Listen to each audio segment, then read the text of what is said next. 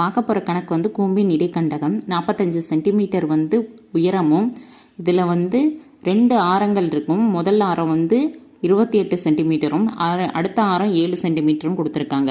இடைக்கண்டகத்தின் கன அளவை கண்டுபிடிக்க சொல்லியிருக்காங்க. இடைக்கண்டகத்தின் கன அளவு ஃபார்முலா ஓகேவா. இதை அப்படியே இப்போ சப்ஸ்டியூட் பண்ணி வேல்யூ கண்டுபிடிக்கணும். 1/3 இன்ட்டு பைங்கிறதுக்கு 22/7 இன்ட்டு உயரத்துக்கு 45. இதில் capital R 28 squared plus capital R வந்து 28 இன்ட்டு ஸ்மால் ஆர் வந்து 7 ப்ளஸ் ஸ்மால் ஆர் ஸ்கொயர்டு.